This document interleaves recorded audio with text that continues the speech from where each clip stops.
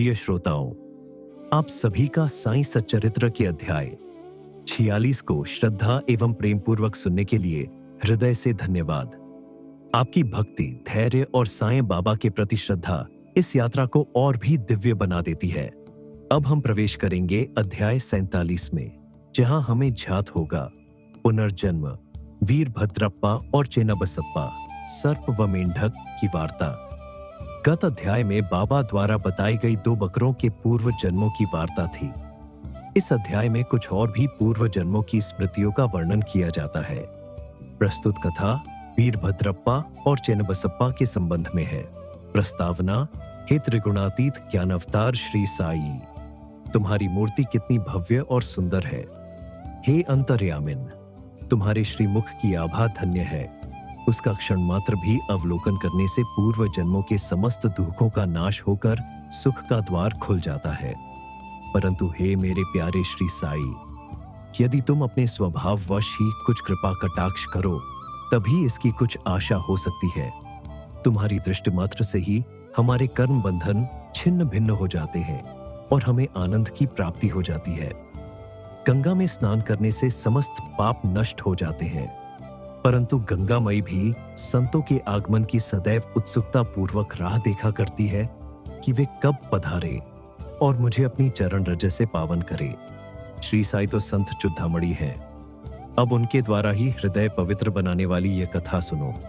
सर्प और मेंढक। श्री साई बाबा ने कहा, एक दिन प्रातःकाल 8 बजे जलपान के पश्चात मैं घूमने निकला। चलते चलते मैं एक छोटी सी नदी के किनारे पहुंचा। मैं अधिक थक चुका था, इस कारण वहां बैठकर कुछ विश्राम करने लगा। कुछ देर के पश्चात ही मैंने हाथ पैर धोए और स्नान किया। तब कहीं मेरी थकावट दूर हुई और मुझे कुछ विश्रांति का अनुभव होने लगा। उस स्थान से एक पगडंडी और बैलगाड़ी के जाने का मार्ग था, जिसके दोनों ओर सघन वृक्ष थे। मलय बयार मंद मंद बह रही थी। मैं चिलम भर ही रहा था कि इतने में मेरे कानों में एक मेंढक के बुरी तरह टर्राने की ध्वनि पड़ी।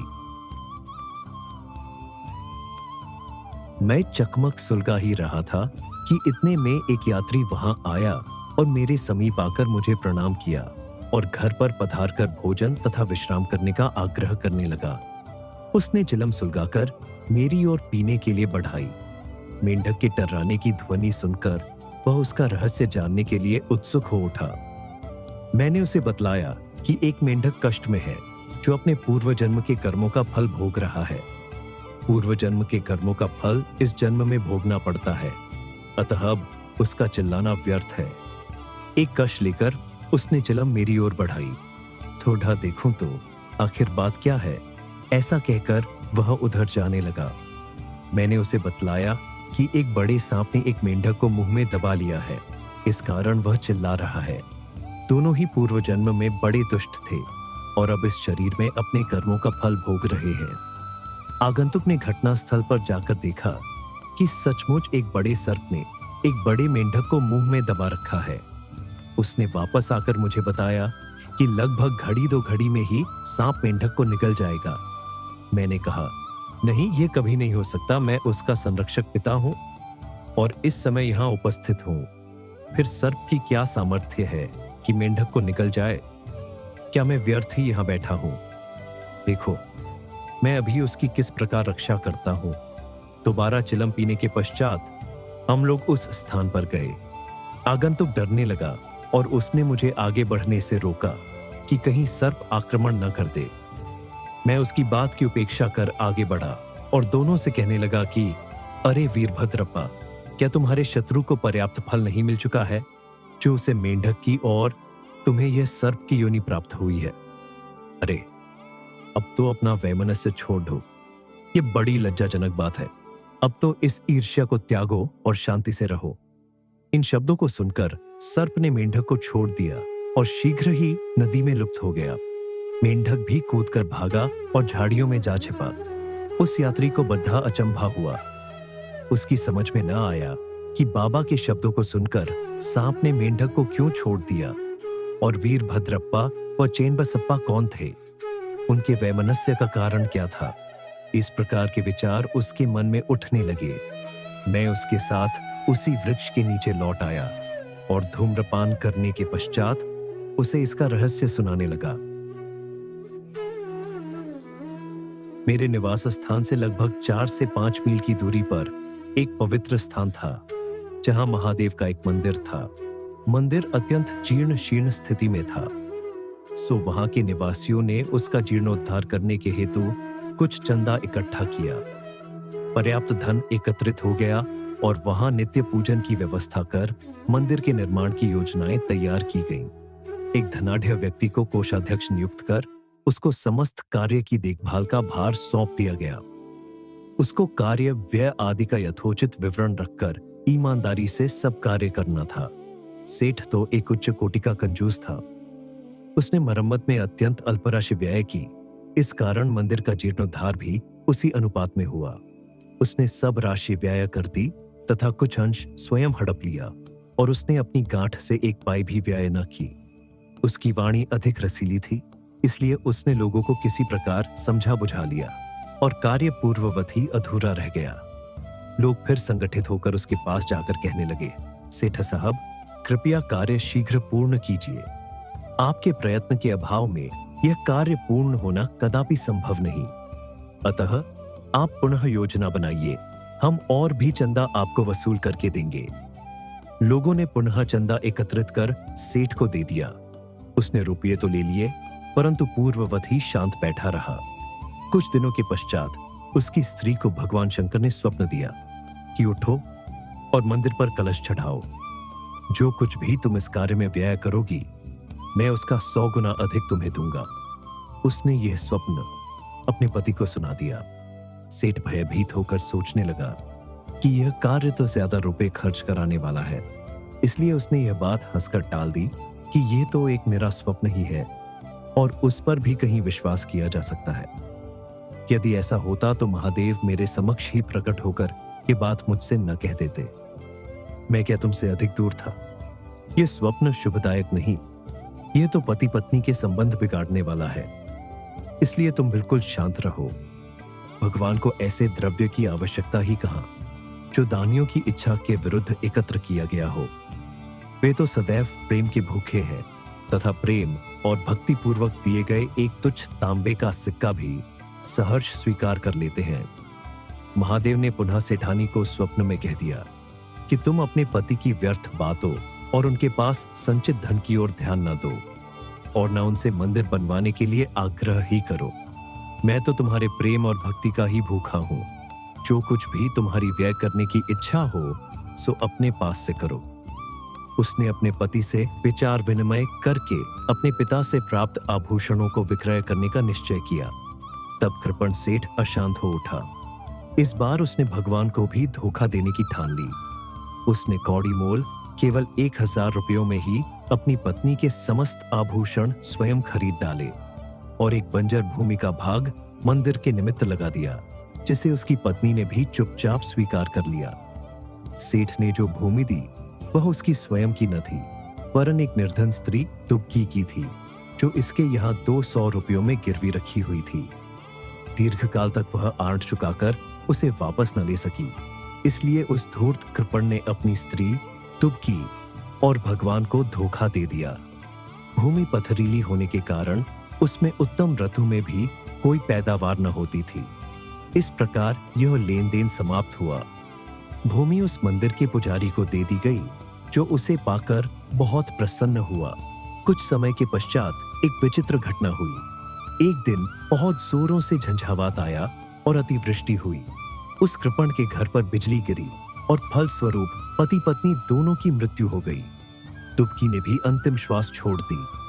अगले जन्म में वह कृपण मथुरा के एक ब्राह्मण कुल में उत्पन्न हुआ और उसका नाम वीरभद्रप्पा रखा गया।